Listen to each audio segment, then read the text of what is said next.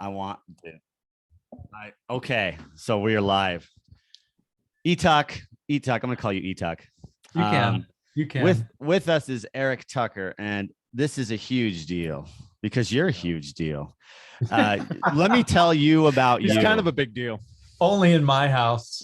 Thank you're you. just a legend in your own mind. I'm in my house, though. See, no, this is huge, and I've really been anticipating this. My God. For the listener tuning in, this is with us Eric Tucker, who the Wall Street Journal named Director of the Year in 2014. So, 21. and again, okay, so that's just the tip of the motherfucking iceberg. Yeah. This guy. Hey, watch your language. Yeah, sorry, Johnny. Artistic director of Bedlam is a big shot New York director, and he has decided And he's still friends with us. and deigned fit to talk to us and let us ask questions about his wildly successful life, and especially juxtaposed to ours. Everybody knows about his artistic life. Let's get into his personal. We're going to get into all of it. Oh, yeah, So- we're really successful. Thanks, so, Jason. but here's what I love about you, man. You are lightning in a bottle personified, sipping a mug of coffee before me. Wildly creative, and we have had the honor of working with him. How we came to know each other is he directed us in a play in college. They flew this guy in from New York to be a guest director at the University of Utah, and he directed us. Yeah, I've never been flown anywhere for anything, so we're going to talk about that. But you got to catch me up. 2021 Director of the Year by the Wall Street Journal. Let's talk about that. Well, specifically, it was, he had his director, his favorite director of a musical and his favorite director of a play, and I was his favorite director of a play. Who's, and we say he, is he the editor of the Wall Street Journal? The Wall Street, the Terry Teachout, who's the chief critic, the theater critic of the Wall Street Journal. He's been pretty good to us, to the company, and to my work. He tends to be a fan. Oh man, now what did you get this for this year? We did a production in the fall. And like, apparently we were very lucky with our timing, because so many things are shutting down now. So we got in right in that area, in that place where people were producing again. And now to see everybody starting to close down again is sad. This is so you just had a COVID window, basically. We did.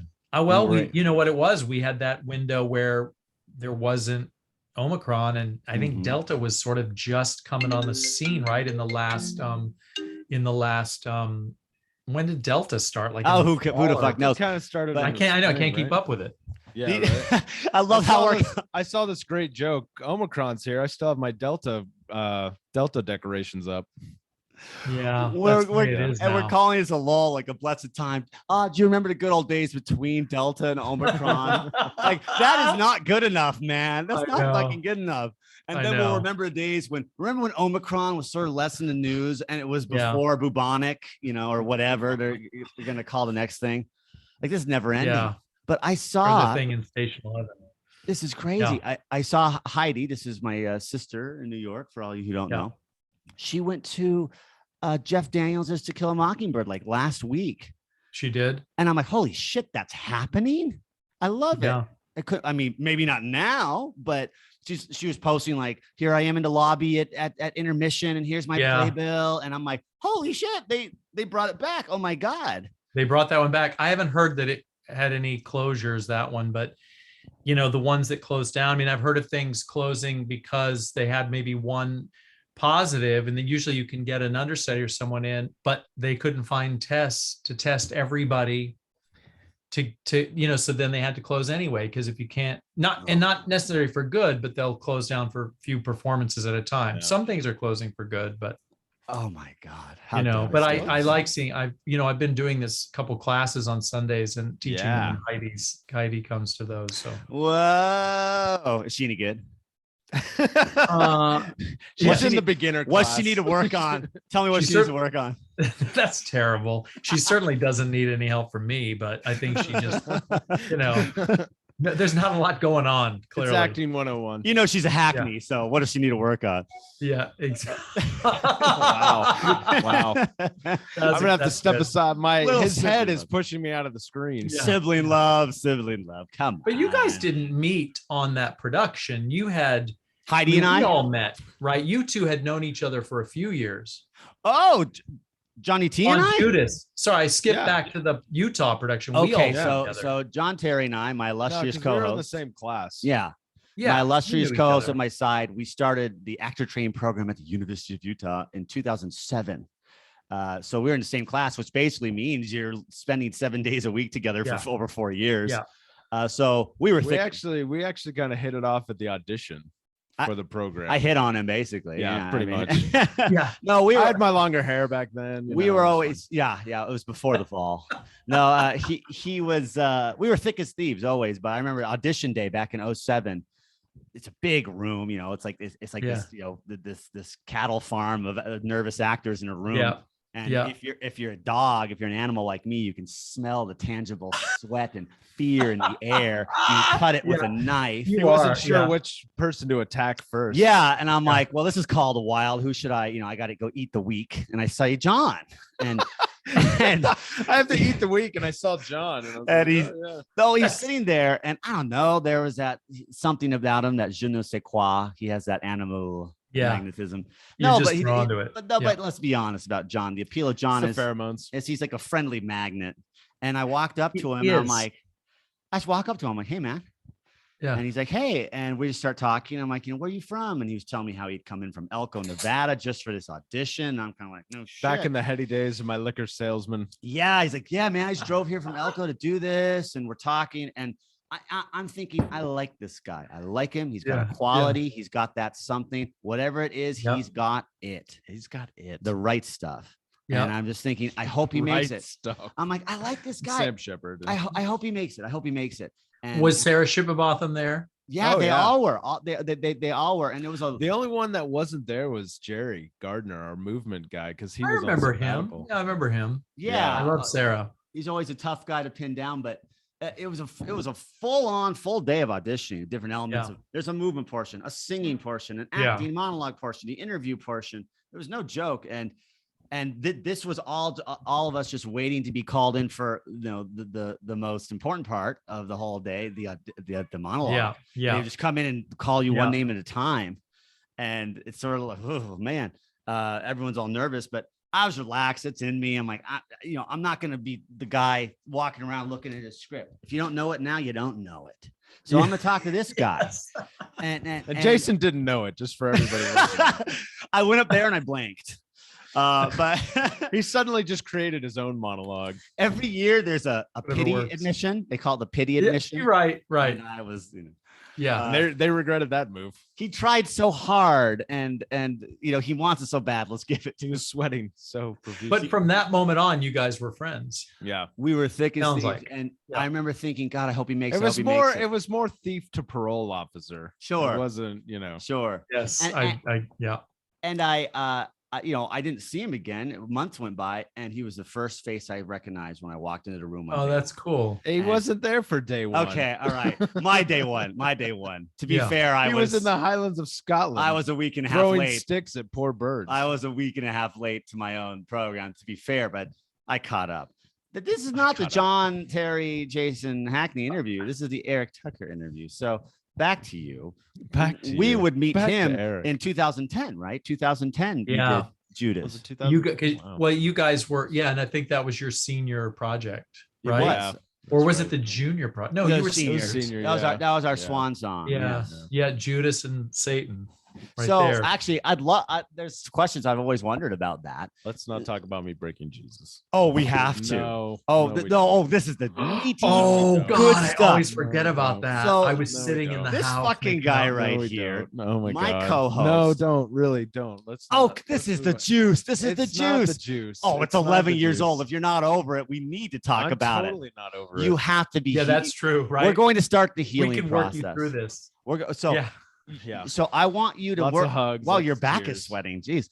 No, I it's not. want you Kinda hot. to work up emotionally the fact that we're going to talk about it. Can we do that later? in a bit. Well, like Okay. 5 minutes later. So Later. process. Within the body of this interview, it will happen. Okay, I'm so just gonna call Stuart right now and tell him that it this was is this happening. play. It was this play called The Last Days of Judas Iscariot, which Yeah. presupposes this world of purgatory where basically all the biblical characters are stuck in limbo in purgatory. Not quite hell, not quite heaven, right? And it's a courtroom. It's sort of like they make this courtroom scene, judges, jurors, witnesses. And basically, they're reopening the case of the crucifixion of Jesus, but specifically, they're reopening the case against Judas Iscariot, history, or certainly Christian history's most infamous traitor. What's the Wow. deal? You sound like you just read that off of something. That's amazing. Oh, weird. Oh, he's got this whole radio persona that's just totally not the Jason Hackney we know. What, the bumbling moment to moment, Oh Jason? my God. Uh, No, no, seriously. But seriously, that was like you could have that could be written on the back of the play. That's Right? amazing. Well, thanks, guys. Jesus. Okay, so I digress. Yeah. Keep drinking your coffee. But it's very It's not compelling. really an interview so much as it is we tell you about your life. We're gonna tell you, it's a compelling. Love it though. It's a compelling play because it's contemporary. It's not told in sort of biblical prose, these and thous and thou arts, and it rehashes the case of Judas, who through the course of the narrative is plagued by guilt, being sucked to the bone by guilt. And there's some really cool scenes and flashback scenes. I was typecast as Satan, and of course, John here, the titular Traitor. eponymous Judas Iscariot himself, traitor, Benedict Arnold of the biblical world. That's right. So, but we had to get the right director, and they flew in Eric Tucker, who is here in this interview. How did that happen? How did they approach you, the university? I think Sarah called me. I was at Shakespeare and Company at the time. I was working up there in the Berkshires at Shakespeare and Company. That's where I remember specifically where I got the call. For some reason, I remember right where I was, and she called me, and it was either her or someone else in the department, but it was her recommend. She was the one who. I think she had seen my work, or someone had recommended me. Yeah, to how her. did this She happen? knows people at Shakes and Co. I feel like I remember somebody saying they recommended you to her. I think that's what happened. It might have been Tina Packer, who is the founder at Shakes and Co. But Sarah Shibabotham kind of knows everybody, and so she I was recommended, and they called up to see if I was available, and I loved when I read that play when it first came out, and I read it, whatever year that was. I just remember falling in love with that play. I thought it was so topical, and it was just. The language was amazing, and everything you're saying about, it sounded nothing like what we were used to when we hear Bible stories. Right. And I just loved it. It was so diverse. It wasn't just a bunch of whitewashed stuff. You know what I mean? It was really, there were dirty. people who looked like they were pulled off the New York subway and who talked like people. It was brilliant, that script. So I jumped at it. I thought, oh my God, I want to direct that so badly. And then of course I came out for the audition. And tell me this story. Yes, what do you remember? Well, no, it was just like, it was cool because I came out for the audition and got to meet all you guys, and I was really excited because I thought, oh wow, I'm gonna have a really great cast too, because you don't know, with auditions you never know what you're gonna get, and then in a university setting you never know.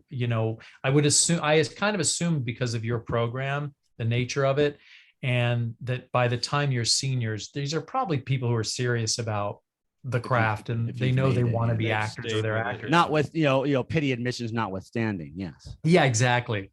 Well, no, but so I just came out, and I was so impressed with everyone and excited to work with everyone, and I remember flying back and home, and because I think the auditions happened, and then we were still months away from. Yeah. Right. I went. The auditions were in the fall, and then we didn't. The show was in the spring. There was an anticipation and a build up to it. It was very. It was exciting. also, on a side note, it was also cool to me. I really wanted to take the job because it allowed me to be in Salt Lake in that area for whatever that rehearsal period was. Was it 4 weeks? Whatever it was, because my brother lives there, and I have a nephew and his wife there. So it was just an opportunity to be with family. I don't get there very often. So a lot of things worked out perfectly. But I'll never forget your audition, Jason, because the door opens and you just kind of like march in and you got like the leather jacket on, like you looked the part, but you also came in like shaking hands and talking, like you basically came in character. And it was it was great. I was like, well, I don't, this seems like a no-brainer. But I think also, no, go ahead. I remember I had picked up this satiny, aggressively red finished shirt in France. And I'm wearing the shirt. French. And you looked at me and you dropped your head and you laughed at your table and you're like, well, I think I know who you're auditioning for. Yes. It was a little obvious. Yeah. But of course, but it was great. And then John, you, of course, I think what it is, it's not the traitor part, it's the Judas. I mean, it really is like you just have such gravitas, and you kind of want the lead, the guy to be like, we have to really, we have to like him. He's the guy, the gravitas. Yes. Yeah. The weight, the gravitas, the weight, guy. the drama. Yes. Yeah. Even without all the hair. Who needs hair? Think Patrick Stewart. You don't need hair. Lose 20 pounds so I can shave my head and look, not like Uncle Fester. Like Jackie Coogan. Okay. Right. I want to go back to something you said about the diversity of the show. Yeah. But we didn't have the most diverse cast. And I remember somebody in New York, I was telling them how I met you. And they're like, you did that in Salt Lake? Did you guys have diversity there, really? And we only had one person that was, she was Chilean.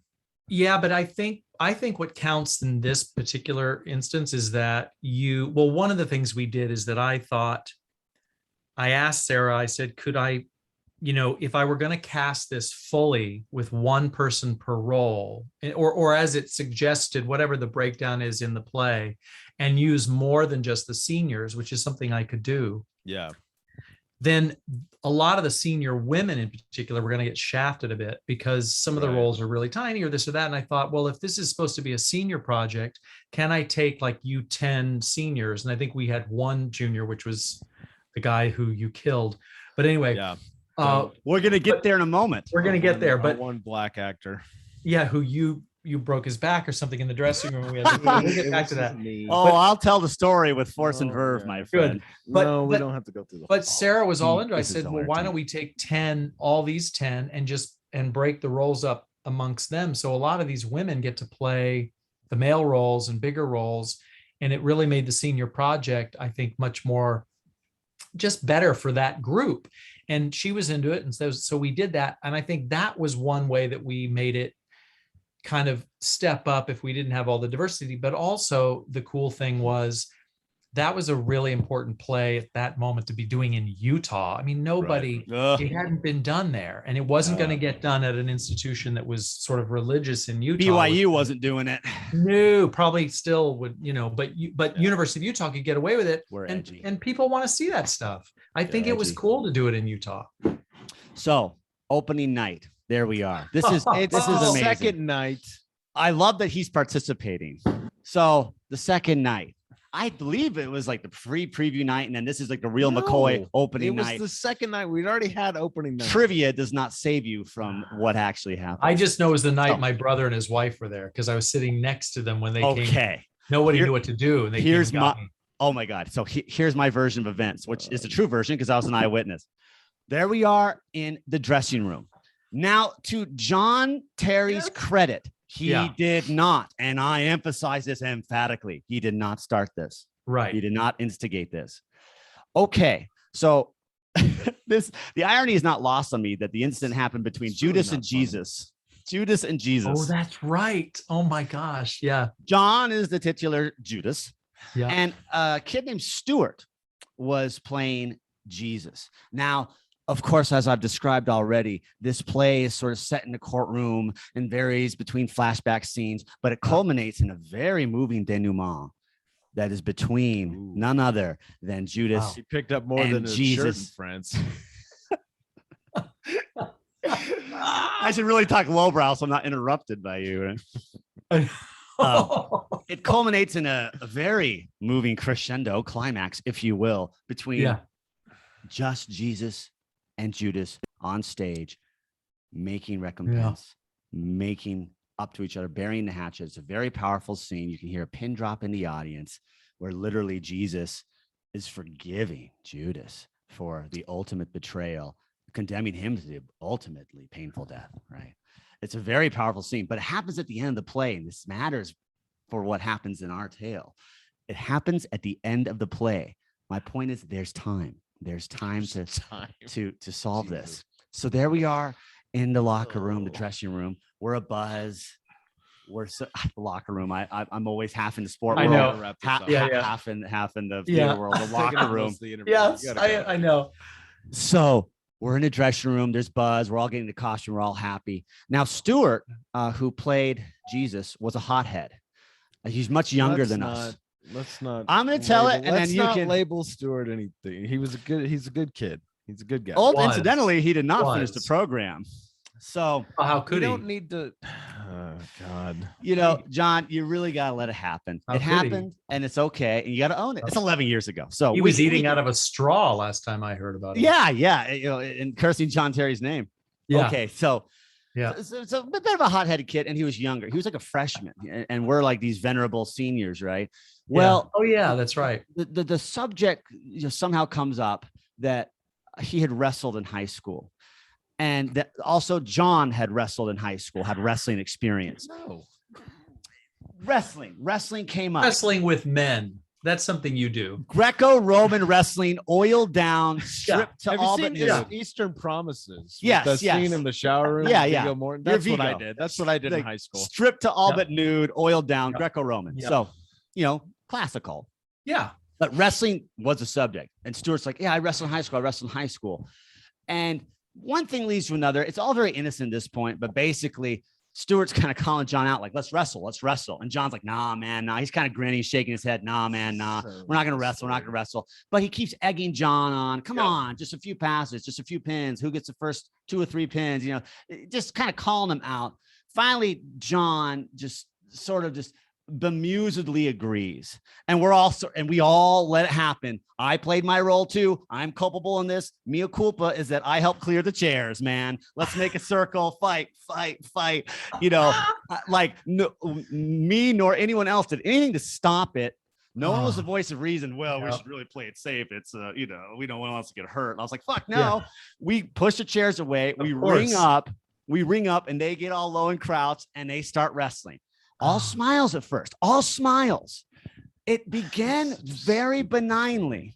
Yeah. But then, as these things do, it started to escalate. So they start bracing up, locking up. They're smiling, and muscles start tensing, and muscles start trembling.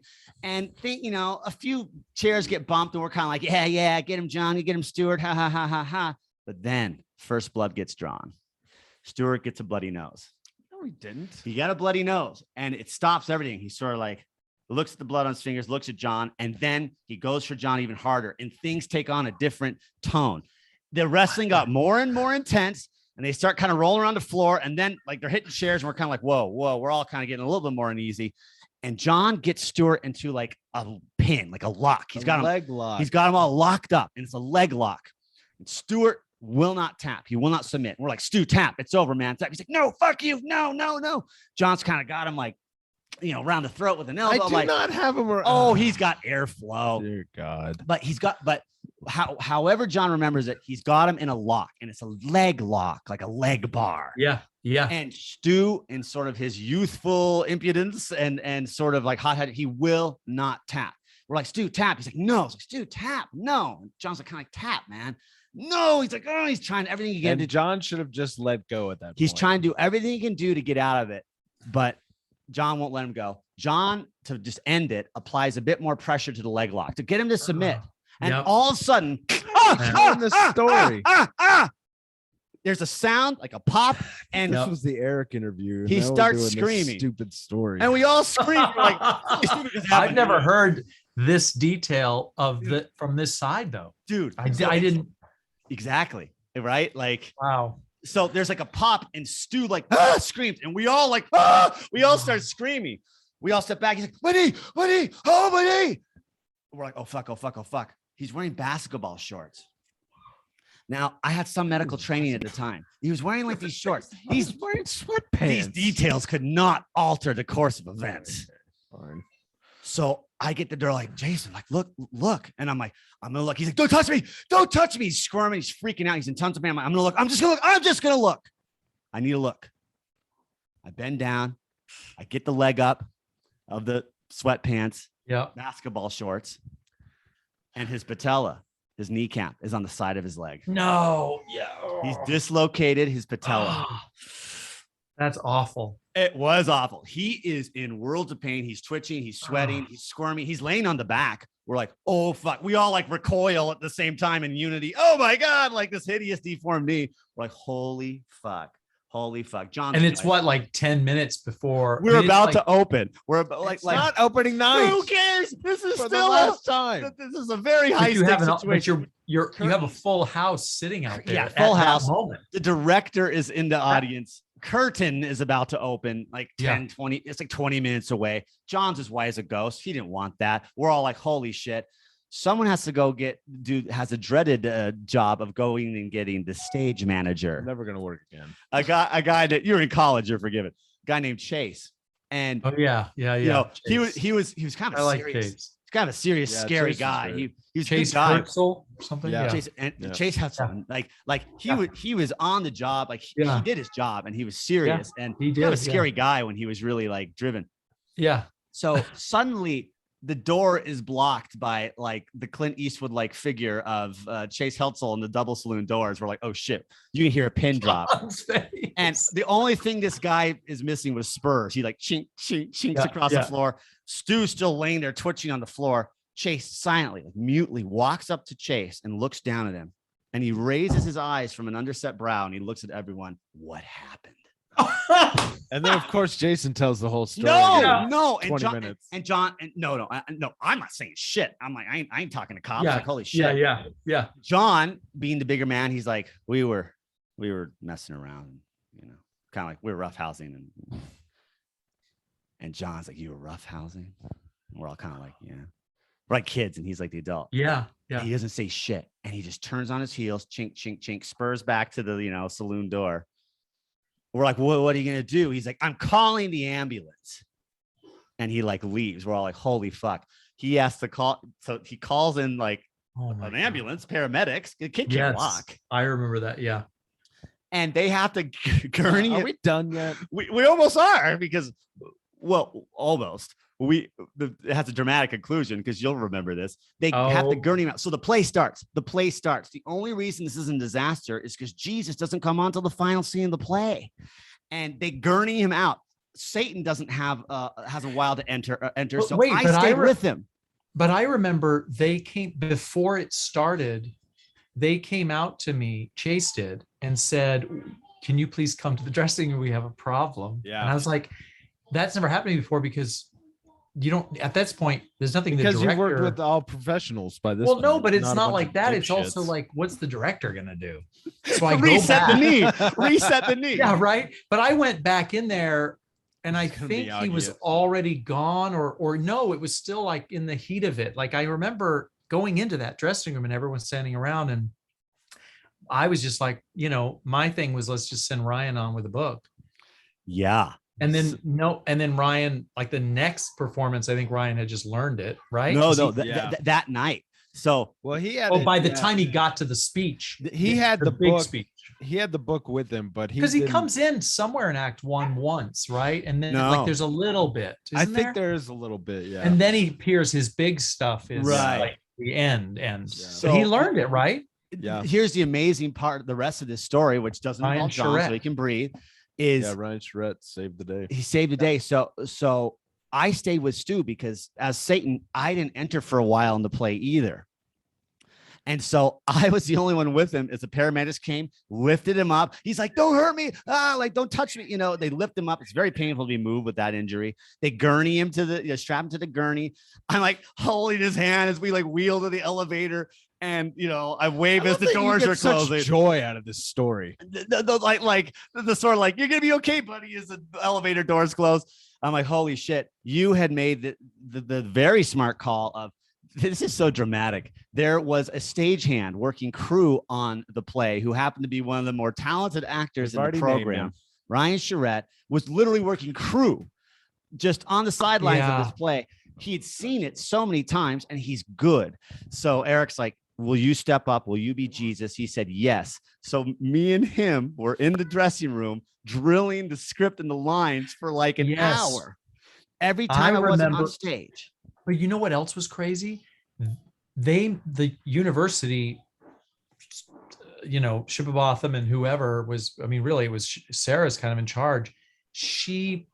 They basically had me take on the responsibility of making the decision whether he was going to perform again. Because I went back there and he's so hurt. And then he's like, well, I'll be back in time. I'll be back in time. I'll get back in time. It's like, you're not getting back in time. This is bad, right? Like, I think we all knew it. And he was really upset that I had to make that call. Like, no, someone else has got to go on tonight. And then I think it was a combination of like, then Sarah and us were just like, you know, Ryan should just keep doing it. Cause you don't know how bad the pain's going to be. Can't really go on stage. He was pretty upset to have to lose that whole show. And do you remember what happened though? The drama of the rest of the story. Oh, He came back that very night. Yes. He actually indeed did make it back on time. I use air quotes, in a full leg brace, forcing his leg to be straight. They had reset the patella. He's in a full leg brace and like a crutch and crutches. He came back. He had stormed into the box where Chase was stage managing the show and calling all the cues. He's like, I want to go on. I'm going on. Chase says, you're not going on. I'm going on. You can't stop me. You're not going on. Stopped them. They did. They had to lock him in the dressing room. I remember that. For the rest of the show with a guard at the door. He's pounding on the door, screaming, let me out. But they're soundproofed. And so one in the audience was none the wiser, but he was a bull in the china shop. It was because of that incident combined with the nature of the injury. They're like, you know what? You're done. You're off the run. So he only ever did one show. Yeah. But he came back and was belligerent and gonna like kick. He was gonna like come on the stage regardless of what anyone said in a full like, brace and crutches. He would have. They literally had to stop him. I mean, it's crazy. Like, if you're Jesus, can't you heal yourself? No, it wouldn't have worked. But also, John, I think we understand now years later that, you know, Ryan was your buddy. You wanted him on stage and, you know, you made it happen. Yeah, that's right. Yep. It was all you caught me.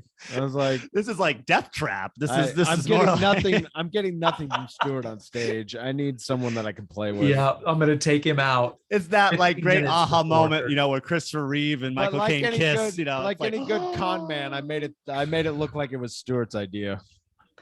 It was a death trap all along. Yeah. What the hell? I've done so much stupid stuff in my theater career. You are forgiven. But thank you for, you know. We should talk about some more of those stories. It's way more interesting. This is high theater. This is high drama. Shit. Like I want to hear more of the dumb stories that you've got. Well, he's got another one. Let's hear it. Why even talk to Eric? Sure. Eric. We'll just have Eric on here laughing as you tell these dumbass stories. Well, the dramatic conclusion to the whole story was that what was so exciting. It was a very exciting night of theater, and my heart does go out to Sue. He got a rough shake of it. You know, it's tough. Yeah. But Ryan, you know.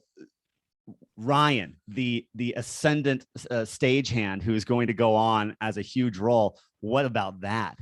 And did a great job. It was magic. It was magic. For like an hour, we drilled the lines. I go on stage. We drill the lines. Want to get back. He was ready. By the time he goes on stage for the well-earned denouement of the play, the emotional climax, the very important moment between Jesus and Judas. They're the only people on stage. It's mano a mano. It was magic. You could hear a pin drop in the audience. I'm watching from the wings. We're all watching from the wings. They fucking knocked it out of the park. It was like we don't have guests on the show. We have audience for Jason. Oh, they killed it. You know what? Our guest audience tonight. I would totally be Robin to your, you know, Howard and what's the other, whoever the other, it's Howard really, but you'd be Howard. And then, you know, John would be the producer guy and I'd be Robin. John's Baba Booey. John's the guy doing the sound effects in the back. Yeah, you're Baba Booey. But it was a magical night of theater and you directed a hell of a show. It was fun. Well, it was fun. It was so fun working with all you guys. On that show. So back to you, E-Tuck. What have you won? This is huge, my man. Wall Street Journal Director of the Year. I mean, it's cool, but it's, you know, it's just something that, you know, it's always nice to get, you know, those kinds of things mentioned and stuff because, you know, you're doing stuff and you don't know if what the impact is. But yeah, no, it's cool. It's nice, especially, after COVID and all of us not working for a while. And Yeah, right. Everyone knows Wall Street Journal, though. This is huge. You're minimizing, but you've won it twice now. You've been the recipient of Best Director twice, in 14 and in 21. What was it in 2014? What was that for? That was St. Joan, right? No, it was 14 it was the year we did Seagull and Sense and Sensibility. But Seagull was Seagull. Okay, so Chekhov and something else. He's in the last like 8 years, 3 things I've directed, he's named his favorite classical production of the year. He loves Bedlam. Nationwide. So I had one. No, it wasn't just one of them was Bedlam. That was 2014. And then he loved a Pericles that I did out of town, and also a Midsummer Night's Dream that I directed that was off Broadway, but not Bedlam. But he just likes, some people just click into your work, And you just won. What did you just win in 21? Just now, this year? That was just, his favorite director for play. Persuasion. So Persuasion was the show? Oh, Persuasion. Yeah. Amazing. But the other thing too is, I mean, going back to your Sense and Sensibility, who helped choreograph that? The chair stuff and the well, mostly the chair stuff was me just doing it in the room. And tell me about the chair stuff. Tell me what that is. Yeah. Jane Austen, obviously, Sense and Sensibility. So you're doing Jane Austen, but classical show. Yeah, and I read the script and I was like, it was almost like every page there was a scene change. It moved really quickly, and it didn't linger too long in one room or one location. And so parlor talk. Yeah. Yeah, and I thought, and I've done a lot of shows. Almost in every show I direct, there's there's stuff. Some things are just on wheels because I love having things rolled around or moved in and out. Chairs was brilliant. Yeah, so in that show, I just decided, well, everything will be on wheels. We'll have like big window frames and doorways and chairs and tables. Instantly make it set a scene. You can set a scene in seconds. Yeah, so it just kept moving, and it was all actor driven, and it was like things could be whisked across, or people could be thrown across and stuff, and things would move and shift. It's almost like you have a kind of a chintzy turntable, but it was like, so we just I was just building that as I was going, directing it. But I did have a wonderful choreographer named Alexandra Beller, who I hired on, and I'd worked with her before. So I asked her if she would work on it because I knew there were going to be several dances. And she did. I like what she brings to stuff because she thinks out of the box, and we always worked well together. And she did these great dances, but she also, of course, would put her eye on the furniture stuff. One of the things that's really helpful for me with choreographers when I'm doing stuff like that is I'll, build this thing, but I'm not good at like giving counts and stuff and really helping. Okay, so we've got the movement of it, but how do we get it really tight? Your tempo and the timing, yeah. Yeah, like she would come in and be like, okay, it's this many counts here, and then it would really get like tight. She made it militaristic.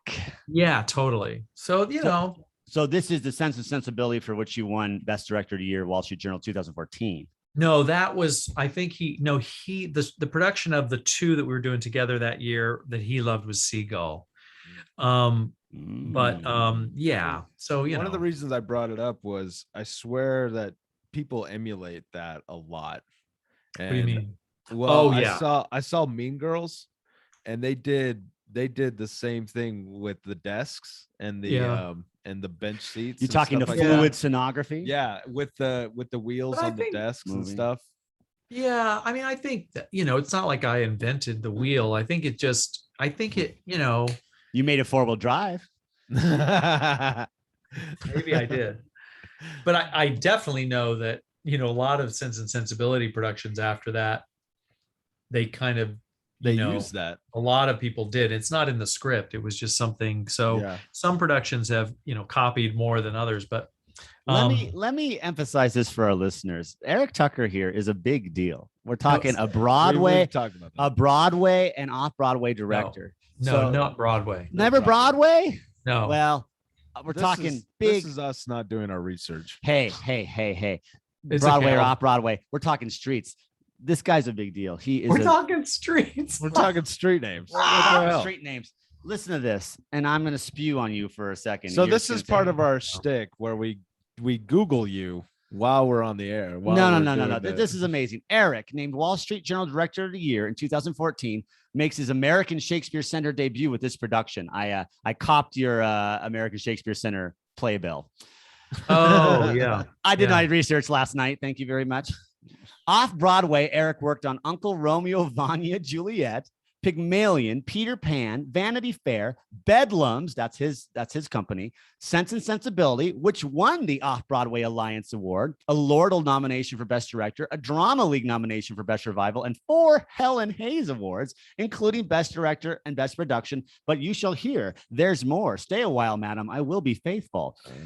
We also have A Midsummer Night's Dream, scoring a Drama League nomination for Best Revival. We got Best Classical Production 2015, Bedlam St. Joan, which got a New York Times and Time Magazine's top 10 and received Off-Broadway Alliance's Best Revival Award. Okay, we're going to talk about these shows.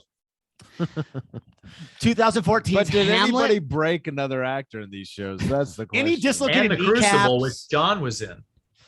And he did. Oh, that's right. Yeah, and I can't wait to hear about the recent time. That was not my fault. I wasn't there for that. Your recent collaboration with John. Don't think I'm not going to ask you about that, but I want to ask you about this because you've been on my radar. Look, I've stalked you for years. I've always admired you. I've always been man crushing And hard if on anybody you. can stock something, Jason can. You're not getting away from me, man.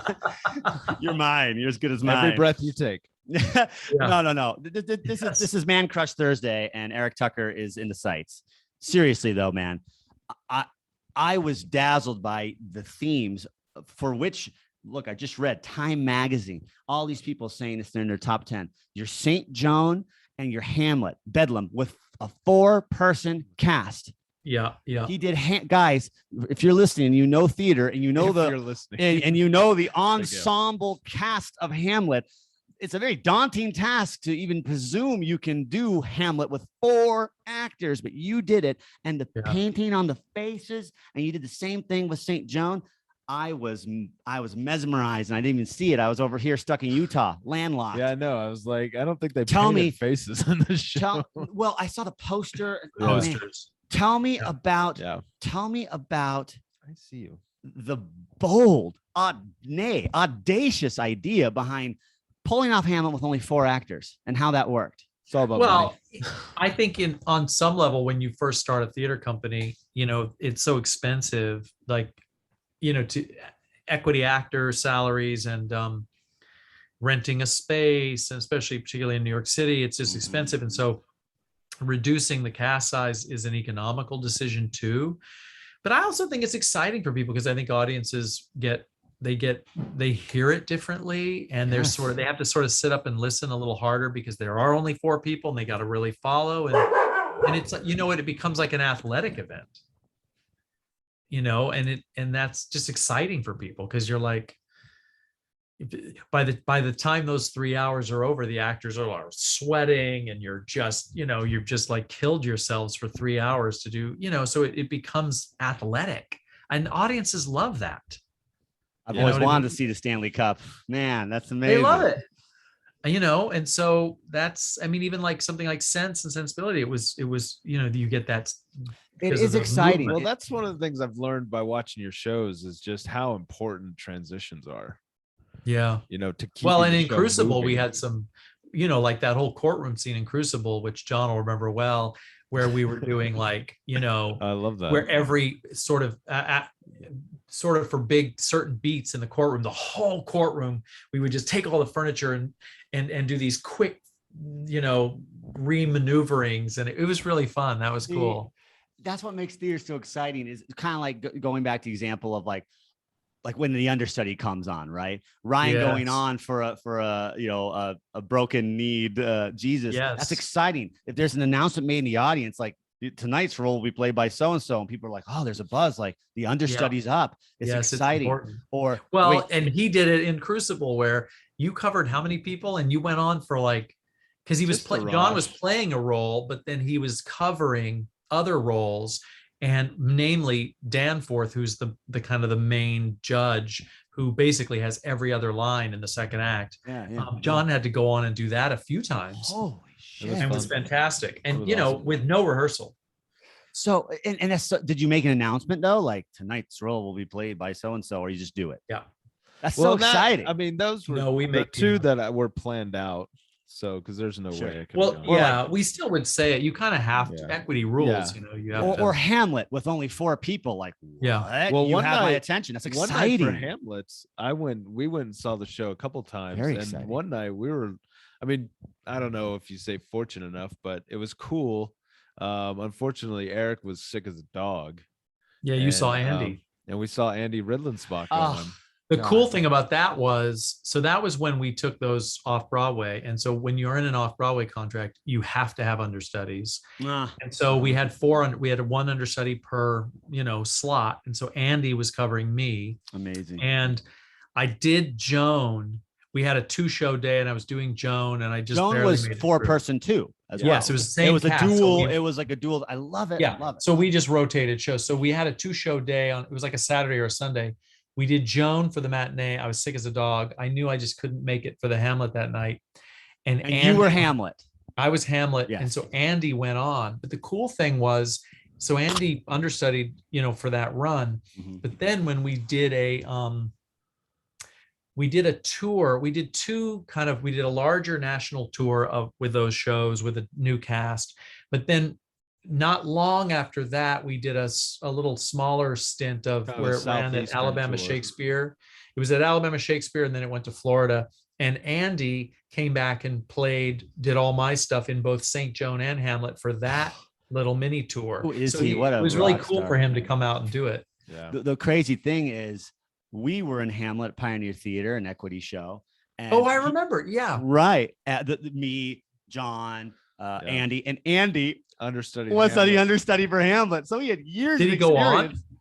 No, he No. never went on. No. And I was the understudy to Laertes. So Oh, that's every cool. week I got to cross blades with Andy, Yeah. quarter speed, half speed, full speed in the sword fight. I got to learn Yeah, the sword fight, that's every single cool. move. Because like, what if something happens? Yeah. And so, yeah, I was always trying to kill him. And I was so I was happy. always trying to kill I was so Andy. happy, but I love the. I just made that connection while I was listening. I'm like, wait a minute. He understudied Hamlet in Yeah. Pioneer, then he understudied Yeah. yours at Bedlam, and then he did it. The guy's done Hamlet like a million times because Yeah. being understudy is to also have to do it. I love him. Yeah, Oh, Andy's great. I adore him. So, I mean, these shows were so wildly successful. Hamlet and St. Joan with a 4-person cast. But let me make Yeah. something. Let me clarify something. So. Hamlet was always just Hamlet throughout, and the other 3 were all the other characters. Were you always That's just right. Hamlet? Right. That's right. At the very top, I thought so. Hamlet had to play like Francisco or something at the beginning, and Like then the just be guard? Hamlet. Okay. Yeah, and gotcha. then was only Hamlet, and then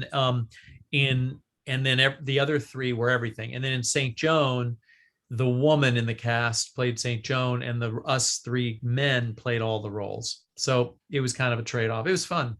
How did you come to pick Shaw and Shakespeare within that sort of dual? Well, those were the first shows that I did for Bedlam, and I thought, I loved St. John's so much, and I thought it hadn't really been done professionally in the city for like 20 years. And I thought this is a good Wow. time to bring it back, and if we could do it with 4 and then really well, and then also wrap in Hamlet, we might get some attention for that. Would be our hook, like come see Yeah. these, and so a double act. and we've done several things.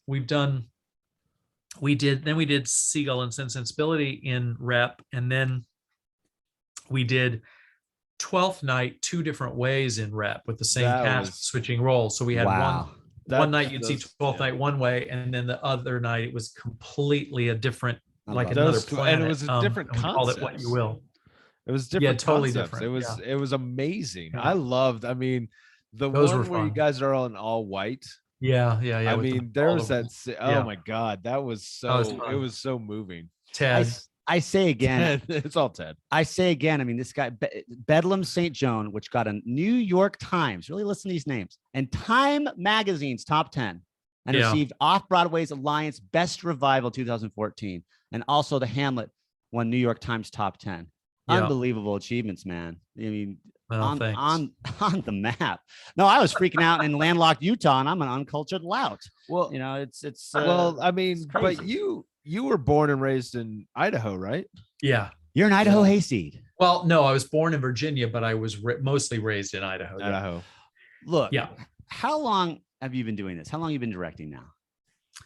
I directed a That's little bit in college, and then I directed in grad school, but and then but I always just thought I would act. I didn't think I would be a professional director necessarily, and then, when you start, if you get any attention, I guess, people, if they like your work, you kind of get invited to direct other places or back to, and it kind of just took over. And then that's how I was paying the rent instead of acting. And You have a knack for it. Your instincts are so on point. well, thanks. I don't know. Well, Sometimes. I know you've been doing at least 11 years because I met you Often. 11 years People ago. follow him off the cliff. That's for sure. How long? So Yeah. how long have you been Really, formally directing? probably so after I got out of grad school in 98. So since, basically working since 21, then. 23. You've been directing 23 years. Yeah. Yeah. So you got like flick the invisible fly off your shoulder, like no big deal. no, Look at but this I guy. mean, yeah.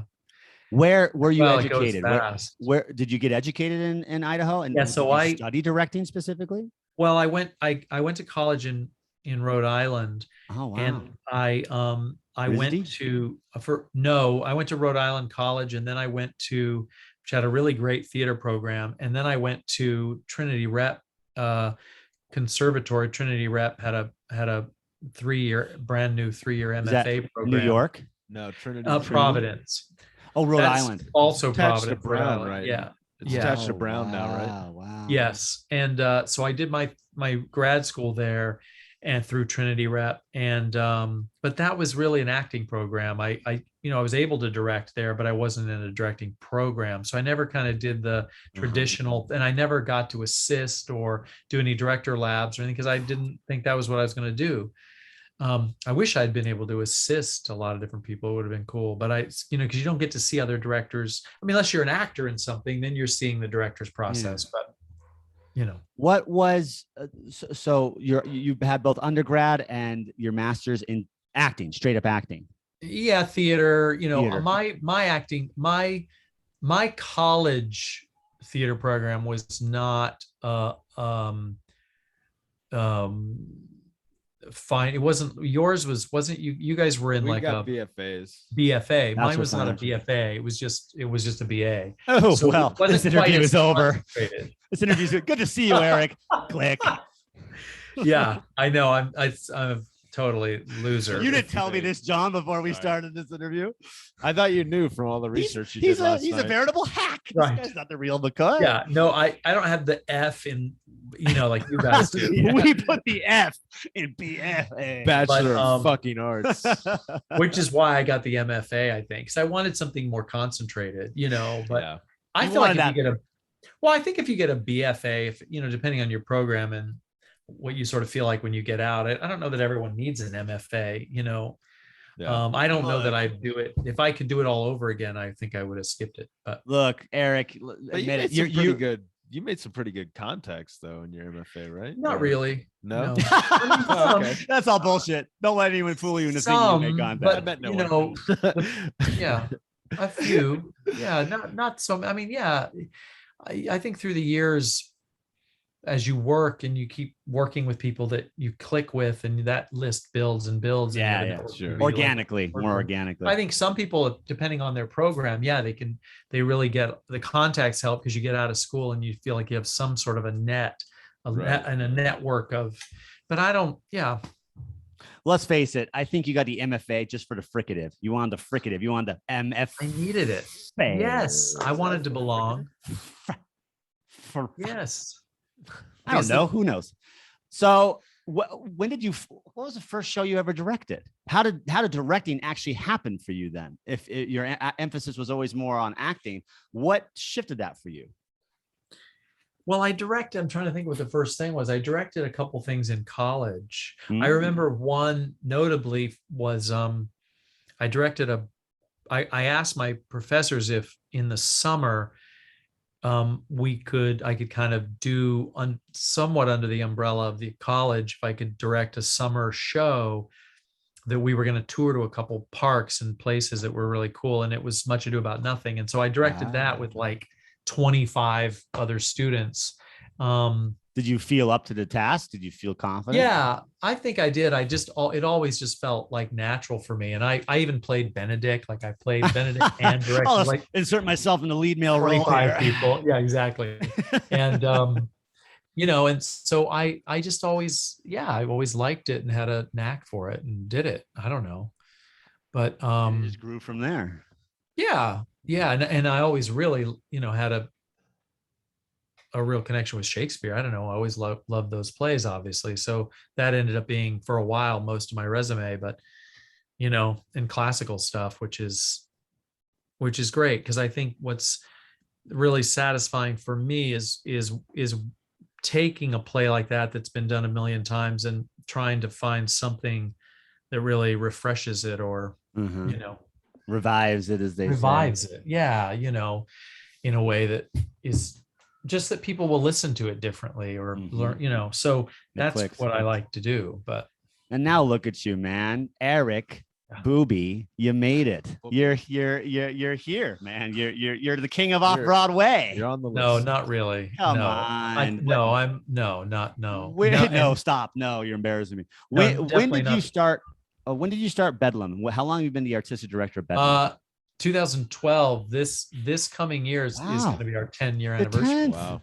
Yeah. And in that that'll be time, cool. accolades, the New York Times, Wall Street Journal. I mean, this is amazing. This is so. Did you ever imagine you'd be so successful? I don't know. I don't. I mean, I don't know if I. It depends on what year, some years you're feeling good, and some you're like, this is going nowhere. So coming out of Last Days of Jews is Scary in 2010 at the University of Utah, for example. I was feeling great. You're like, what have I done with my life? I don't need to do this again. I'm at the top of my game. I can end on a high note. I'm going back to managing La Faro or whatever. I'm going back to Rhode Island. Well, I left. I kept now if I get through a show where none of the cast kills each other in the dressing room, then I think we're having a good night. Although John did not hurt anyone during the Crucible or during our series filming. This is what I want to know. They hurt themselves. So, although Raj hurt himself. This is the great thing I know. that has emerged when we say contacts. John and you have forged such a great contact. We've worked on a couple things together 2 more times. So tell me about the Crucible. So how did you come to? Because you just pictured John like, I think John would be great in this. And you called him, right? No, I called. You were scratching at his door and begging him to work. No. And then I knew that's the other thing. I think when you have a company, particularly a small company, and you really want to kind of get everybody in plays, I've just always had to exercise a lot of patience because so I always wanted, for John to come to a play or many plays. Yeah. And the Crucible was great because I set out, we knew we were going to make it a fairly large budget show and have a lot of actors because I felt like you needed that community. And so it couldn't be like 5 actors doing the Crucible. I mean, it could. We actually have a really great plan for us, how we could do a 6-person Crucible, but this was 14. And so there was room for people. And I really wanted John to be in it. And he said he would come out from Salt Lake and from Utah, and he came and then and that was, I think we had a pretty good time. We had done it in Boston with mostly other cast minus like 6 people who were New York people. And then we came back, did the New York production. And then when, of course, we were supposed to bring it back in the spring. And I think, John, you were coming back. Yeah, we were planning to come back. So we got canceled. We canceled because of COVID. And then during that time was when I had this idea about, making a TV series based on Shakespeare plays, that we would take multiple Shakespeare plays and intertwine them to create a kind of television episodic world. So this is like Henry IV Part 1, right? Is that what you did? No, it was the 2 mostly that I used for the first season are King Lear and Merry Wives of Windsor. And there's some Merchant of Venice in there that starts to come in. Yeah. And then we use text from other plays of Shakespeare to kind of fill in certain scenes. But I thought, well, it'd be cool to have John come back to do the series. And So he came out and worked on. That was like 5 weeks of This work. is so basically. cool. So That was awesome. so a television Met so many series, cool people. Shakespeare. So cool. So we got 3 of those shot. Well, we thought we were They're all shooting 2 available on episodes. Bedlam. I want they're to. all- How can I watch? They're on Bedlam TV. That's our platform, and you can like rent one a time. There's 3, so there's 3 episodes. We came out with 3 episodes because we had too much for 2, and John. You'd see John. He's great. I will watch. I will watch this tonight. wonderful. I'll watch this 30 tonight. John got actors. COVID. Okay, so I want to John see shut us what. down. I want to see what how John is. So I want to see what he needs to work on. Everything. But You will yes, see. so John, this is the infamous He story. needs to work on just being. and John not moving. John got COVID during his production. Yes. Expound. I remember you were like So, self It was quarantined in some scary. It was upstate scary because apartment. I thought the Everybody- production was going to shut down. I was like, Well, we "Holy shut down shit." for 3 days, but we were very fortunate in that John was the only one, and we all tested over and over for 3 days. Everybody was negative except John. Came back. What did shot. you do, John? Well, he was quarantined, and we were all up. I live upstate now, just an hour out of the city, and this was the area where we shot. So they were all in a hotel near here. But the other funny thing, if you watch the series, and you'll know, so in all the scenes that John's character's in, there are some scenes where he's sort of notably not there. One in particular is when the whole gang, Falstaff and his gang, have all like crashed in his motel room, and it's morning time, and they're all kind of up and talking. And there's one guy passed out on the bed with this elephant head on, who was a crew member standing in for John. So he had to be taken out of the scene. We had to keep shooting. So John is just lying there on the John's standing. derelict. Well, we had all this great stuff the day before. The day, I like know. the day that they announced Yep. we got. Well, you Like got orgies and some Oh, yeah, we had- hedonistic. and that stuff's still in, all the crazy orgy stuff. But then there were a couple I won't other watch things. otherwise. Well, there were a couple other things where there's a stand-in for John, and you can't quite. It's supposed to be John, but the Can't see his best face. is there's a whole scene in the motel room that's just between Falstaff He's in the and 2 other characters, and John couldn't be there. So I made it like John's in the bathroom, and every now and then one of the other guys knocks, and they're like, "Pistol, are you Nim or Pistol?" You were Nim. Nim, get Yeah. out of the fucking bathroom. and John's just supposed to be in the bathroom, so we had to, act accordingly. No, what's it called? What's the show called now? We just called it Bedlam the series, but mostly the series part was for Bedlam fans who know Bedlam. Anyone who's doesn't know Bedlam, we just call it Bedlam because they don't know we're a theater company anyway. Just there's a TV show. There was another TV show called Bedlam. I found out though. Yeah. But no, it was fun, and I really hope we could. I'm hoping someone sees it and likes it, and we've had some tiny bites, but some distribution would be great. Well, after this podcast, my man, you'll have success. Get it out. Well, Unlike your wildest dreams. You're so close to Sundance, so Right. No. So tell again, what's your We're both website? going to be doing security at Sundance. We'll plug the show. I'll put Yeah. cards in people's pockets. So tell me the website. How again can It's we watch? just bedlam.org, and then you go on to bedlam.org, and you Bedlam can is find- akin to mayhem. Bedlam, mayhem. Exactly, and you'll find and yeah, it was fun. They turned out well. It's a really, really good cast. It's 30 actors. I'm gonna watch it. I didn't know it was a. Well, I think it's that's good. the It's one fun. thing is so many good actors and people want to work with Bedlam. Yeah. Work with you yes. and everybody I meet is so generous. I mean, nobody has a big head. Nobody's Yeah. coming in. Like everybody just wants to do the. Well, most of The them are right work. out of jail, so That's true. that's I'm where I a big- hope We're most- all on parole. I have a big head about Bedlam. I mean, We're all on parole. I really have Yeah. heard nothing but insanely positive raving reviews for years and years and years and years. Yeah. Heidi would come back and I just saw one of Eric's shows, or I'd Oh, see the geez. poster, or I'd see what you're posting, or I'd read an article in the New York Times about you. I'd be like, Yeah. oh my God, the real McCoy, the real deal, man. And No, I'm serious. I'm I serious. know, I It's, get it's, it's very exciting. Jason's had to change pants several times during this podcast. Yeah. Is that why I'm in- whenever he rushes out, I Look, see that he's It's incontinence diapers. And Costume change. Okay, and I'm very I have excited. 3 kids under 5, so I have a lot of diapers here. You're always Right. welcome. So in the time, So you get it. in the time I've met you, your life has been has changed. 3 kids under So, 5. 3 kids under 3 5. kids under 5. That's You remind me of insane. Tevye from Fiddler on the Roof. Yeah. 5. Every daughters. 2 years. 5. Every daughters. 2 years we repopulate. 5 daughters. Yeah. Yes. So why did you do this to yourself? My God, this is. You're a I successful didn't- off-Broadway director. You don't need kids. What are you doing? This I is didn't crazy. know anything about I didn't know anything about Procreation. well, I just didn't know how it all worked. You see, No. Eric, when a man and a They woman, didn't- or they didn't sometimes teach you that. a woman This and a is woman, now not I part of get your it. MFA. or sometimes a man and a man. You see, Yeah, I Eric, just wasn't prepared. there's an egg, and oh man, can you tell him?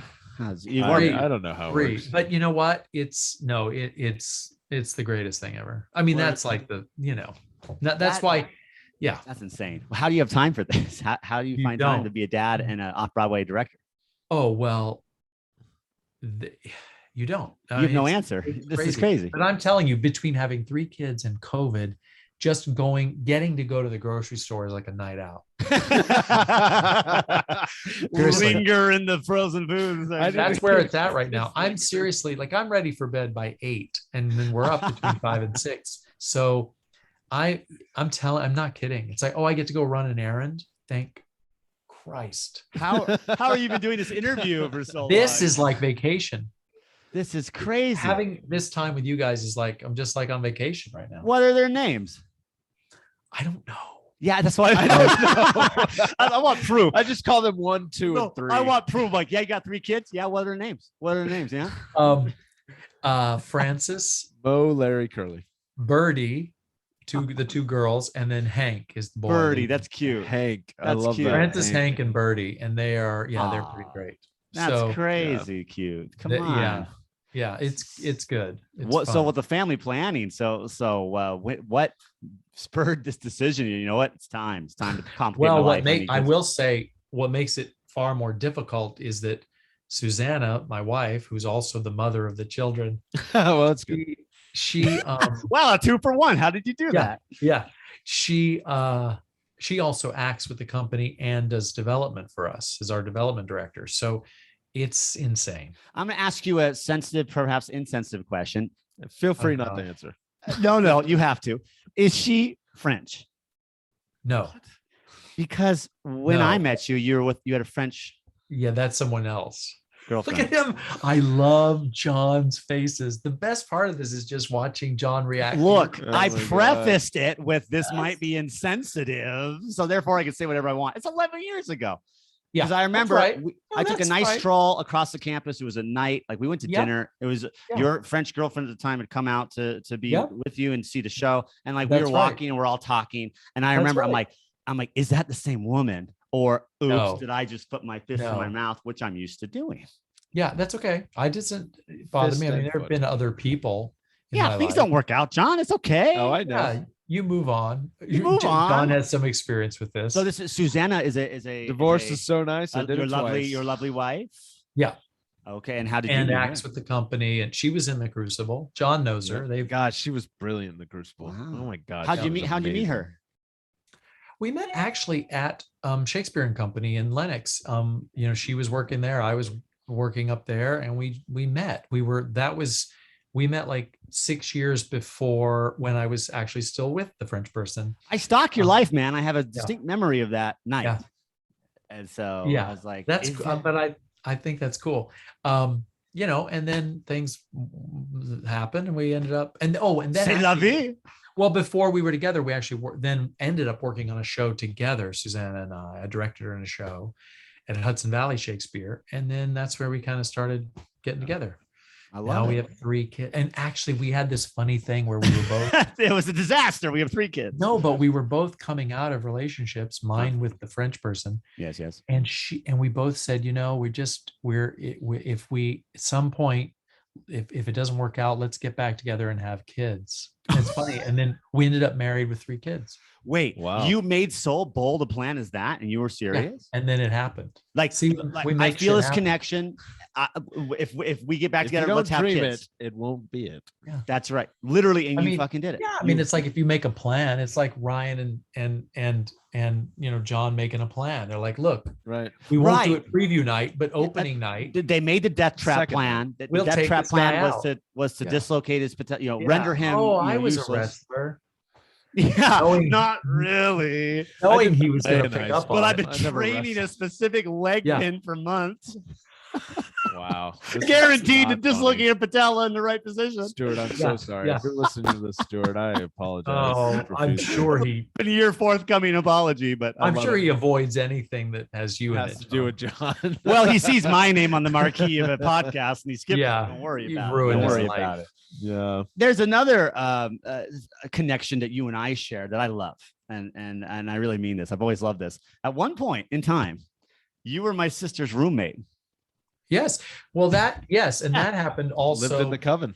in New That York. was- well, the first time it happened was I needed a place for when, a few months, whatever. And you were out of town, Carrie but Ann also, was or on no, contract. but Carrie Ann went out of town to do a musical, and I stayed in her room. And the cool thing was, it was great because it was He so went- she had this amazing, comfortable bed, and it was like all Big. like It's a big Carrie Ann- apartment for New Well, York and she had- standards. It's like a mansion. Well, that apartment was gigantic, but also Carrie Ann's room was so comfy. But every night when I went to bed, I'd lay in bed and I was staring straight at. She had this bulletin board thing on the wall opposite the bed, and John's pictures were everywhere. So I went to bed every night. Wait, this is staring Carrie at Ann? John's Yeah. face. Carrie Ann's room. And He went to then bed every night going, "Good night, John." yeah, Would Carrie you Ann kiss doesn't any of know the this. pictures? I stole one of the pictures. I kept it. I thought I'm not leaving this room without one of those pictures. because I- Oh, one of those absolutely. pictures. Well, it's a comfort at that point. Like you can't go to Right. sleep without Oh, it if you Totally. you Oh, No, it's- absolutely. Even now. But I Suzanne is just like, "Can we get rid of that picture, please?" why is there a framed picture of John Terry next to our bed? Don't you touch him! Don't you touch Don't- him! Yeah, exactly. But then what happened was those two, John moved in, they took the kind of main room, the That bigger biggest room. yeah. That Carrie Ann's room opened up and I moved in and took it. I was there a year. We all lived together. Yeah. You live You, with my Carrie sister Ann. for a year. And Heidi was amazing. around the other She was side on of the other side apartment, of the apartment. Yeah. shared a bathroom with Floor, Floor. and then you and me and Carrie Ann shared a Unbelievable. bathroom. Unbelievable. Isn't Yeah. that crazy? With your So- sister. It was so fun. So you would so every We night call it the coven. the coven, the apartment. Coven. So every night you're like, good night, John. And you kiss Yes. the But photo this of time him. it was for real. Well, this time we There were was right no next picture. door. Yeah. Give me the dirt on Heidi, my sister. What Yeah. was it like living with her? Is she just horrible? Awful person. She's intimidating and scary. I mean, I think everybody was no, Wasn't. she's the loveliest thing Yeah. many of us ever met. I mean, she's No, like, it's weird. it's cool because she's kind of the mama of the house though, because her Yeah. name's on the Master of of the title or the title. Master. Her name's on the contract, and Yes. she kind of keeps everybody together. But it was fun because everyone's off doing their own thing a lot of the time, but we would make time to have certain meals together. We would have like little dinner Wow. parties or cute New York things like that. Ugh, I'm gonna vomit. Stop. Adorable. Yeah, I- but John, I'm- John, What? John's the kind of person who, if he's in the apartment, he's basically he's not wearing anything. well, and there's So- that porn habit till 4 a.m. every night Well, that we he can talk just- about, right? He's one of I those do people it that's during like, the day. My porn happens during the day. I like the sunlight. whatever it takes. Whatever it takes. Yeah. So I'm trying to access another story. I'm accessing my memory banks. Something about the time that It's like the Terminator. the last one was insensitive. This isn't insensitive. It just might be off base. Heidi told me a story. Something like you got locked out of the apartment and like your head got Oh. opened up with an icicle or a shovel, and she had to Yes. like stop Yeah. your bleeding. No, or it was not a something- shovel. It was What? What was that story? Tell me the story. okay, I'm thinking about I this. love this story, by the way, but she gave you care. She gave you No, traction. I was moving. That was the day I was moving in, or I had moved in, or I just moved in, or I was moving in. And so I had this bag of stuff that I and it was like kitchen stuff, and I had just thrown stuff in a plastic bag, and there, like a food processor attachment you put in with a blade was in that bag, and I had bashed the bag, ran against my leg and just opened my leg right up, and it was really deep. It was like, I mean, I had to have stitches. Wow. Oh no, those are I'm those bleeding everywhere.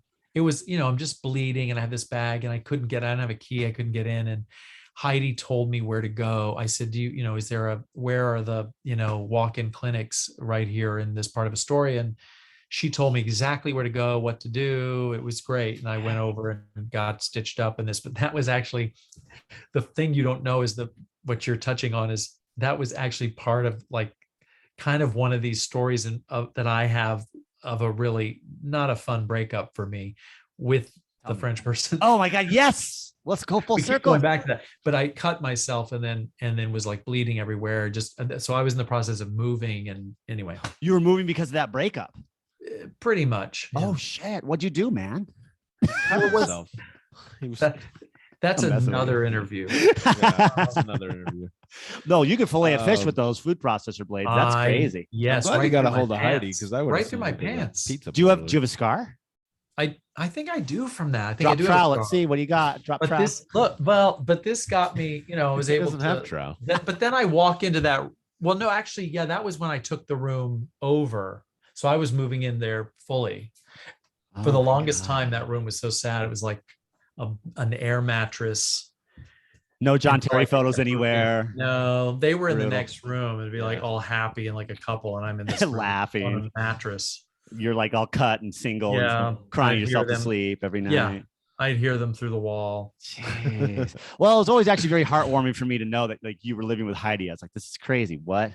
Because I'm gonna get real with you now. I missed that place. Up to this point, I'm gonna get real with you. Up to this point, I've been very disingenuous and fake, pretentious. I've always held you in a warm endearment place in my heart. I've always found you very endearing. I've always liked the hell out of you. You're a prince of a guy. Not only are you unreasonably talented as a director, but I like you as a person. So it was always a very heartwarming idea to know that you were living with my sister. I was like, oh my God, Itak and Heidi. And I remember years went by. I didn't see you. You directed the show. You whisked off to your glamorous New York lifestyle, and years went by, and I didn't see you until this motherfucker right here got married. And Eric came all the way out to Utah to get to the wedding, and I saw you, and he said like Eric's gonna be there, and I was like, oh my God, how do I look? Like I was so excited. I was so excited to see you. And don't tell Jordan that. Oh, whatever. She knows that that no one can beat Itak. But Ted and I both came out for the big wedding. I loved it, and I have a picture of you and me at the wedding that I cherish. On my Instagram. I look at it sometimes when I miss you, but I say good night, Eric. But yeah, I guess what I'm saying is it's time to see you again because it's been too long now. Well, I need to come out. I just need to come because I need to visit my brother. The whole thing. It's crazy. So that reminds me, your Western ties. Where in Idaho were you born? Well, I was raised in Caldwell, which is about 30 minutes out of Boise. So you were born in Virginia, and you were born outside. But my mom lives there in Idaho. Tons of family, lots of aunts, uncles, cousins live in Idaho, and then of course my brother lives in. Actually, he lives in Orem, but that's crazy. You got to come out here, man. I know. I haven't been out to see. I feel like the last time I was at his house was the wedding. Eric, what year was your wedding? It's like 3 years ago, right? 3 years ago. Yeah, that's the last time I was in my brother with Eric Itak. You got because then we had the COVID and the whole deal. Yeah, why does something happen? Man, get out here. We'll have a lark. We will have a lark. I know. We'll raise Cain. We'll paint the town red. Get out here. Well, that would be with your 3 kids. With your 3 kids. Bring Birdie, man. Birdie knows how to so have a good time. As long as you guys look at that name. We can leave them with my brother. Yeah, dump them in Orem.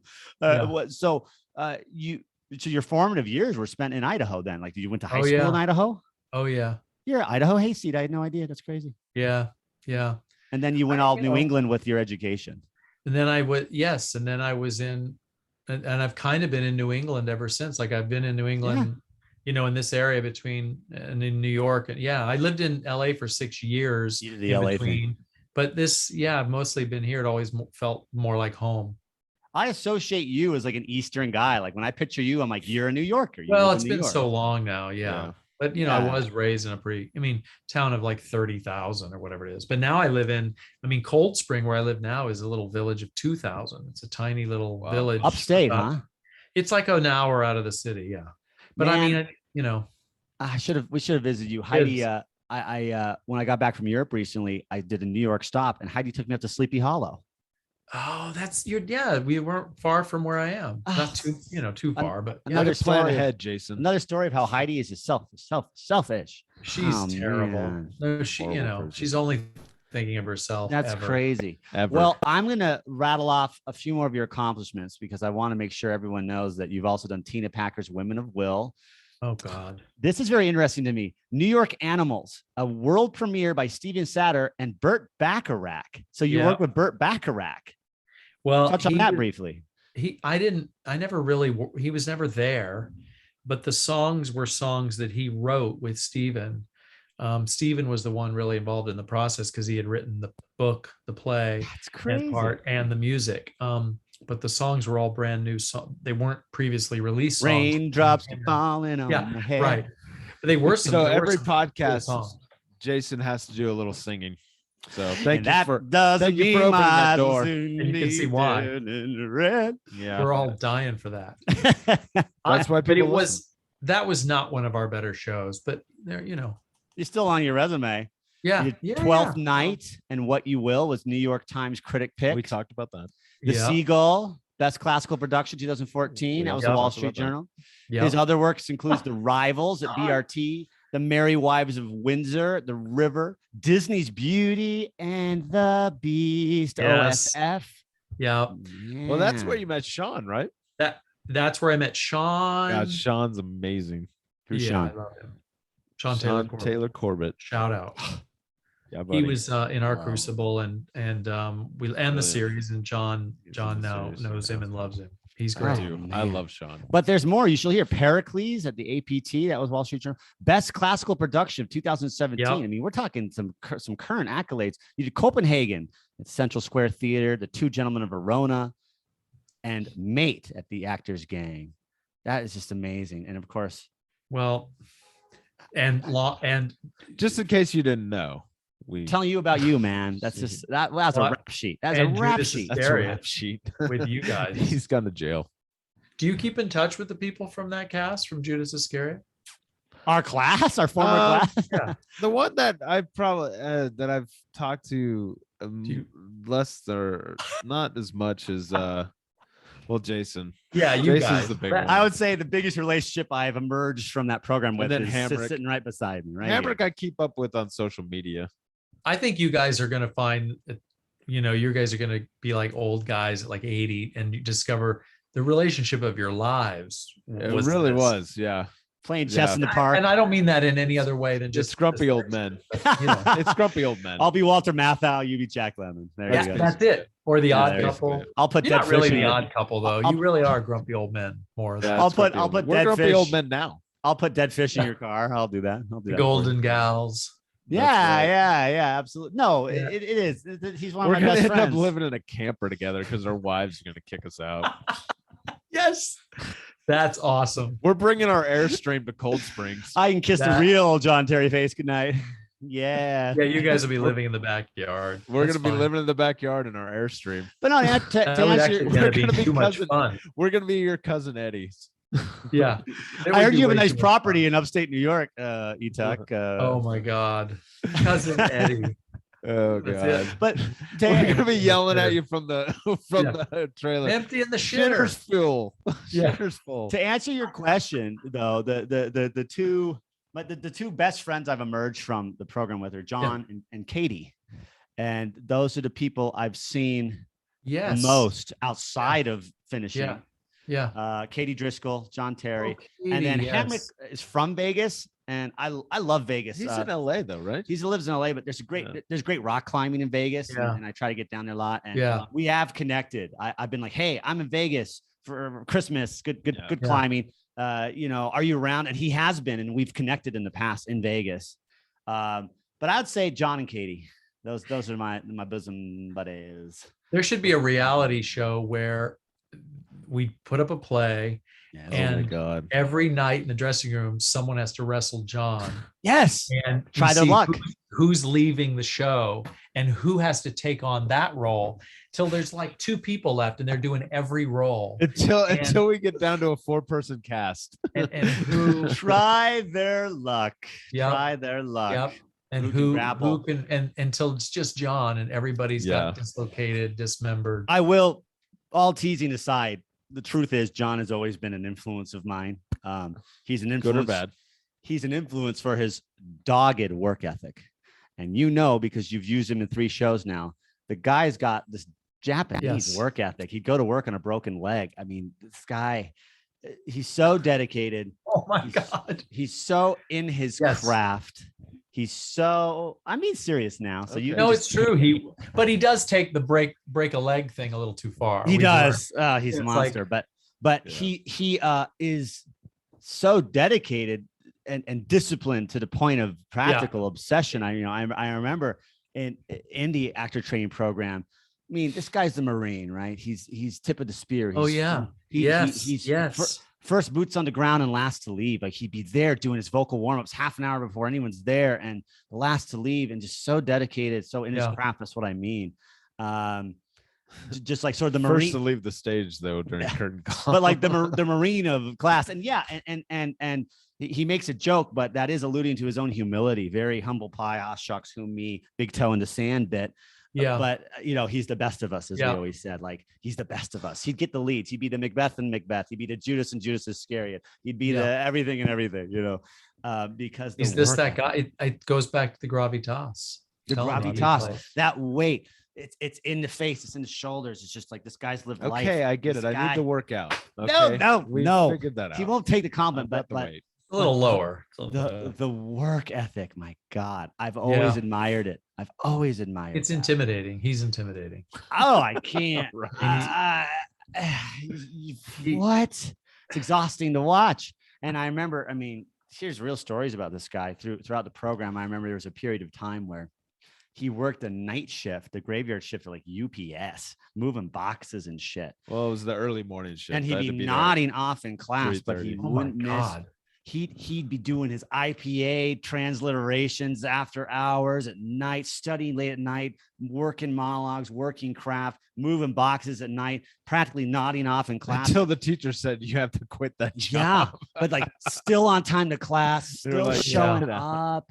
You have to get out of that guy's job. An animal. That's insane. The guy's an animal. So you got to work with him more, man. This is the guy. He cares so much. He really loves it. And the only thing that could fuel such horrible obsession is love and indelible passion, right? Like, or just insanity, OCD, manic depression. Passion fires the furnace that burns this for you, man. I take medication for what you're talking about. Right. Whatever. It's gasoline on fire, and it works. When it works, it's just boom. Look at that guy. You see him on stage. You're like, he's fucking guy. That's it. That's it. Yeah. I'm being serious. I believe you. So he yes. I'm gonna have to go change my pants. Speaking of influences, who are some of yours? Who shaped you? Who have been your influences? Whether actors or famous people or people mentors in your life, who have shaped you into the Eric Tucker of today? He's helped shape me. He's who I admire, and like wow, the type of actor I want to be, minus some of the angst, is John Terry. Some of the angst, minus all the angst. Yeah, he's very Hamlet-y. He's very like, but am I any good? He doesn't think he's any good. He's like the best. Yeah. I'm nothing. I'm so bad, and he's so good. So I all that self-torture. I want to know I'm good. I don't want that, but I admire him. So who are some of your influences? Oh, I think directing wise, I was influenced a lot by somewhat by Richard Jenkins, who's a great actor. You know, he's an Oscar-winning actor, but he's also director. Tell me, theater director. What's he done? Well, he started out in his early days he was at Trinity Rep in Providence, and so, and he and his wife live in Rhode Island. But when she's a choreographer, he's a genius actor, as we know, but he's a really, really, really genius director. And so his state, like his Seagull, his, some of these, his productions are just like off the charts good. And so he was someone who, that I always liked this kind of a very bare bones actor driven aesthetic. And he did that really well. And you know him personally? no, I don't know him personally. I met him when I was then acting at Trinity Rep. He would come to the shows and he would come backstage. And of course, everyone would, this was even, before he won an Oscar or anything, this was back. But Yeah.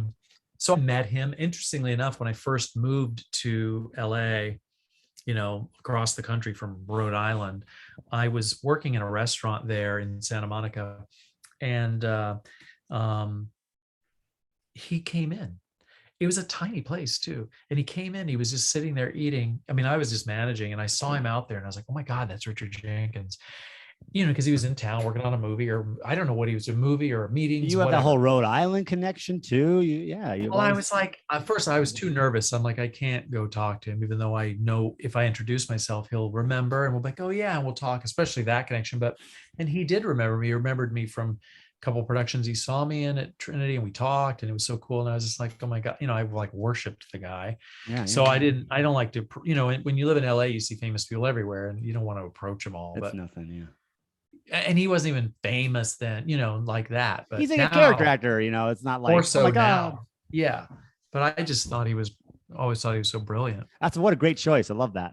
That speaks to you, Richard Jenkins. Yeah. He just has it was his, but, and also, as an actor, come on, he's phenomenal. But there was just something about his directing that was just so, and all, another director I love is David Cromer, who is a guy who started out in Chicago, but now he directs a lot of stuff on Broadway. And, he directed an amazing Our Town that ran like a year and a half off Broadway. It was genius. Wow. And he's directed stuff out in LA and stuff that's gone all over the country, but he's particularly now does several Broadway things, but he's brilliant. So stuff, people who I think who do simple kinds of storytelling, but still make magic out of it. Yeah, I think that's the really satisfying stuff.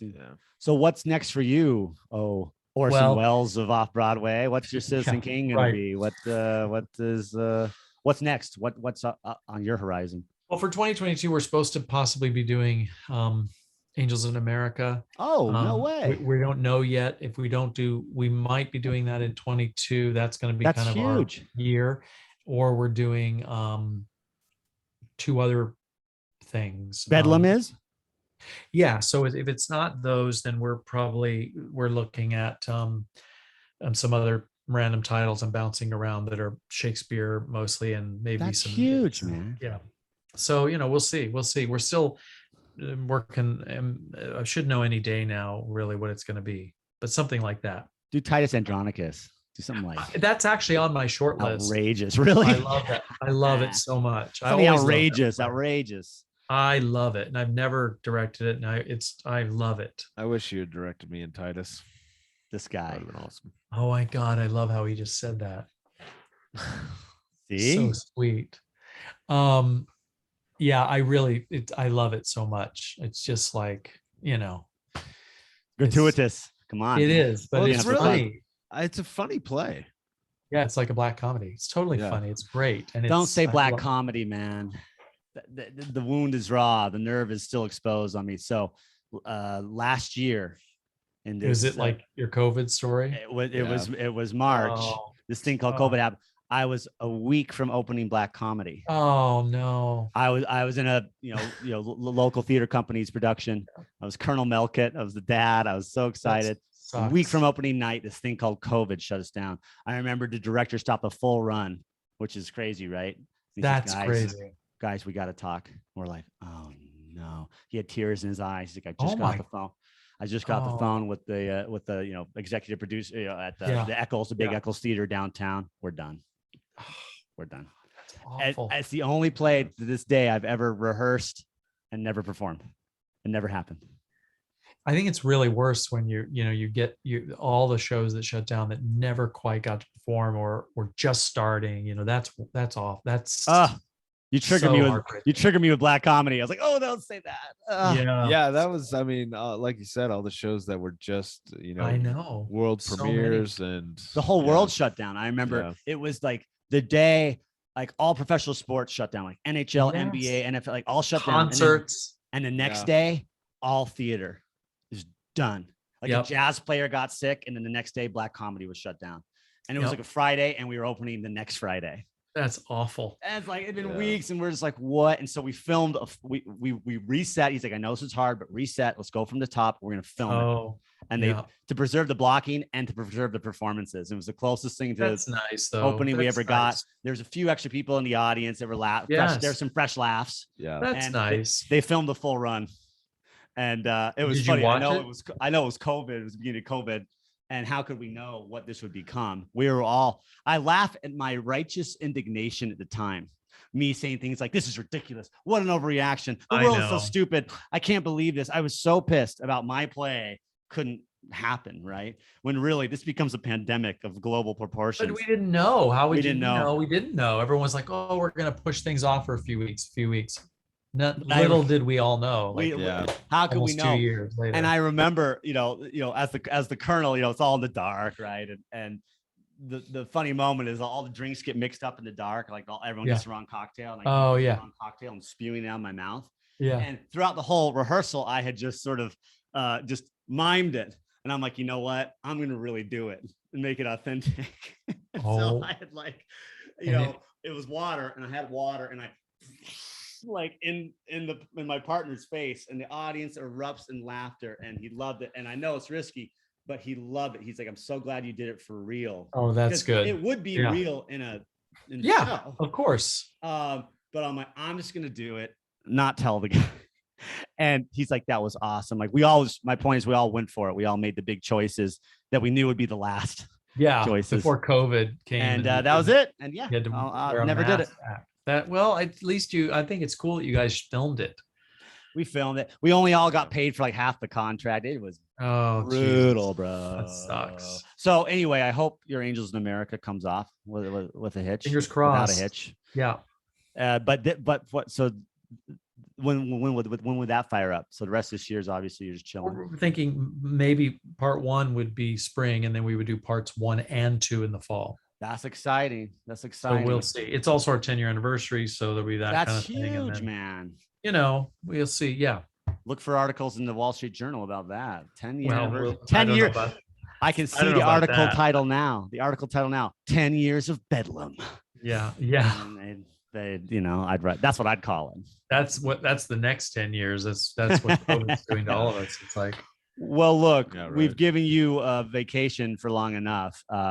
Before we let you go, I want your biggest piece of advice to aspiring directors out there, or a few pieces of advice, what you think the most important thing to be or to be wary of as a good director is. Actors that break other actors. yeah, definitely don't hire former wrestler. No, I think the biggest thing is just like, if you're a director, well, for one, I know whether acting or directing or whatever you're doing in theater, it's mostly perseverance. I feel like everyone who continues to work or try to work, eventually they do, and whether how often on it is, but they work. If you don't like that, if you can't kind of handle the rejection and the waiting and the struggle of it, then you get out and you do something else. But I think people who only feel like this is all they can do or they're called to do, stick it out, then that's what they do.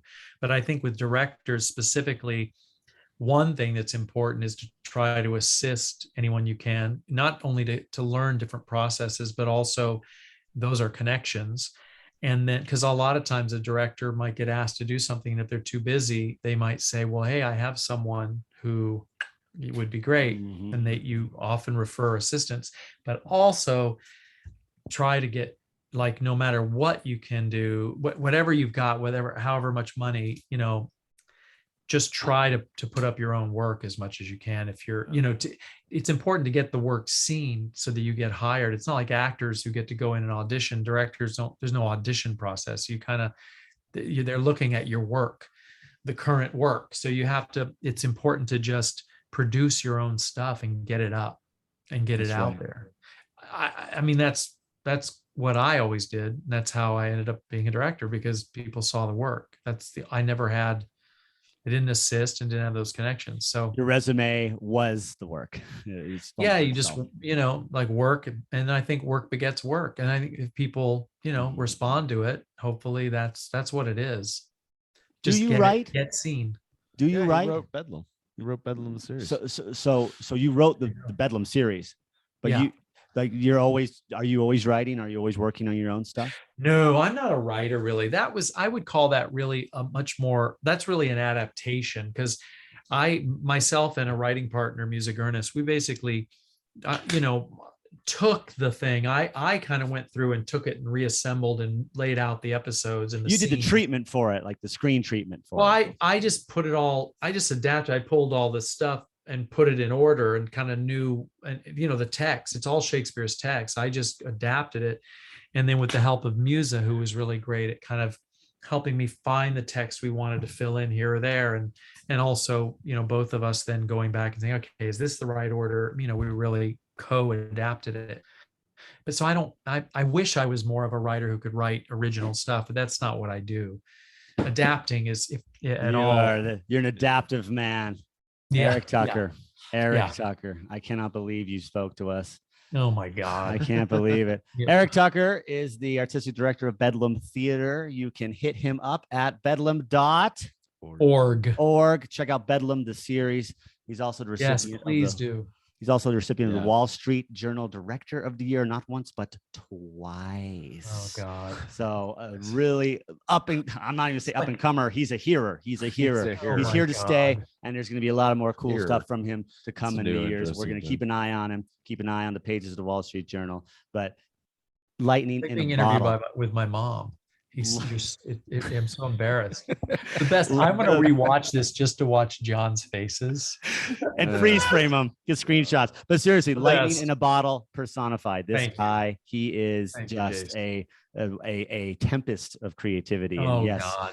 Shakespeare reference intended. Very good. So, He just pulls those thanks, out. brother. I really appreciate it. Thanks, and we're man. gonna see you again. You get your ass out here to Utah. That's what you got. I will. Thank you, All right. guys. Thanks, man. Yeah, thanks, man. Peace I out. love Talk you to guys. later. Thanks a Love lot. you too. All right. Love. Bye-bye. Bye. Bye.